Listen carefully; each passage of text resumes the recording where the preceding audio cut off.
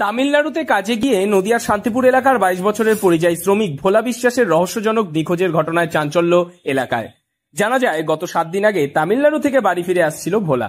শেষবারের জন্য গত রাতে এসেছিল, এর আগের বার রাশে এসেছিল শান্তিপুরে এবং মাঘ মাসে কাজে গিয়েছিলেন। আবার একই ঘরে থাকা এলাকার 2 ব্যক্তি ফিরে আসলেও ভোলার ফেরার কথা ছিল একটু দেরিতে, কিন্তু ফিরে আসার কোনো কিছুতেই জানতে পারছে না পরিবার।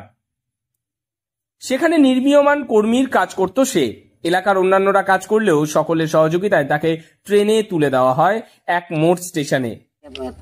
ফোন করেছে, আমি তো হাওয়াতে শুনতে পারবো না, ফোন ধরছি না। বলছি কে না কে করেছে, এখন থেকে আমার ছেলে বলছে ও মা আমি কিন্তু ফোন ভেঙে দিলাম। বলছি বাবা ফোনটা ভাঙিস নে, ফোন কেন ভাঙবি, আমি বাড়ি যাই আমাকে বল তারপরে ভাঙবো। ফোন ভেঙে দিয়েছে। বাড়ি এসে আমি ফোন লাগালাম আর ফোন হচ্ছে গা ও ভালোবাসতো, আমি কটা কথা বলি, ও ভালোবাসতো। আর পরে একটা ছেলের সঙ্গে বিয়ে ওর ঠিক হয়ে গেছে। ওর হচ্ছে ধান্দা, সারা মাদের কোল খালি করবে, সারা জায়গায় প্রেম চালিয়ে যাচ্ছে। বিয়ে কাকে যে সঠিক করবে এই কথার কোনো ই নেই, বুঝেছো? আপনি সন্দেহ করছেন যে ওর কিছু হলেও হতে পারে নাকি? ও আমার ছেলেকে এমন হয়তো কিছু বলেছে, প্রেম করেছে, হয়তো এমন আঘাত দিয়েছে যে আমি তোর ছেলেকে তোকে ভালো বিয়ে করবো না বলা, তখনই আমার ছেলে ফোনটা ভেঙেছে। সেখান থেকে 12 ঘন্টার জার্নি করে চেন্নাই থেকে পরবর্তী ট্রেন ধরে ফেরার কথা ছিল ভোলার, কিন্তু আজ 8 দিন হয়ে গেলেও দেখা নেই ভোলার। বন্ধ রয়েছে তার মোবাইল।